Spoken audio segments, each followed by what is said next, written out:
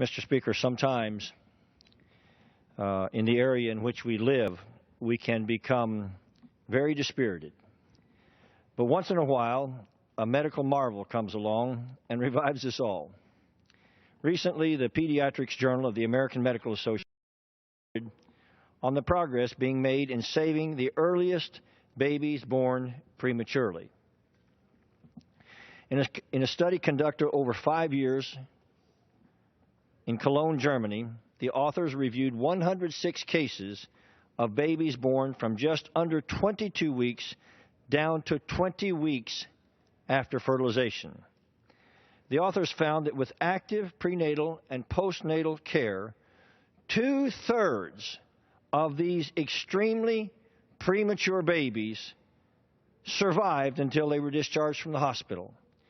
Now, Mr. Speaker, these are much higher percentages than other recent studies have shown, and they demonstrate what active care at what the authors call the border of viability can accomplish. Mr. Speaker, I would just ask the members of this body to consider and to absorb this encouraging and very enlightening news. This issue is real, Mr. Speaker, and it was torn from the abstract in my home state of Arizona recently when a 21-week-old baby, that's 21 weeks after fertilization, was born alive after surviving an abortion. This happened in a Phoenix abortion clinic, and unfortunately the baby was not transferred to the hospital in time, and the baby died. Mr. Speaker, if the American people knew how often tragedies like this occur, they would be so desperately outraged.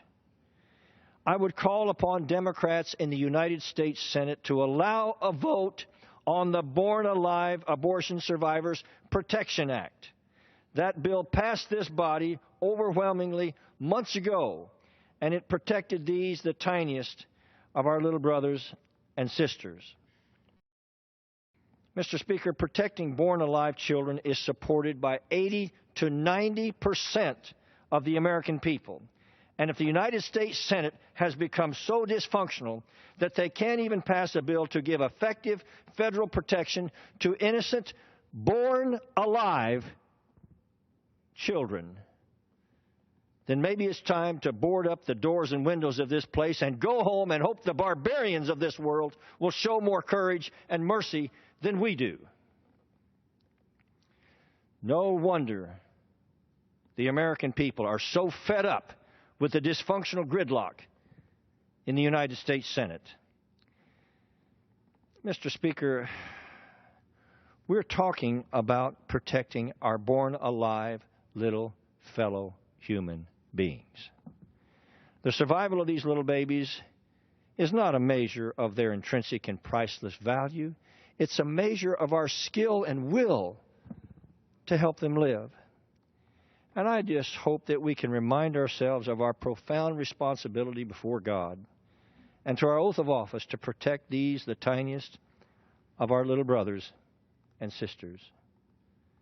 Mr. Speaker, I truly hope the United States Senate will pass the Born Alive Abortion Survivors Protection Act. It deserves a vote. Democrats should allow it to come to the floor, and the Senate leadership should have the courage to put it on the floor for a fair up or down vote. If it gets a vote, it will pass. We've not lost our humanity completely, but have we lost the courage to make sure that something like this gets a vote? There are a lot of little voices that we can't hear that I think would ask that question if they could. So, Mr. Speaker, I thank you for the time, and I yield back tonight.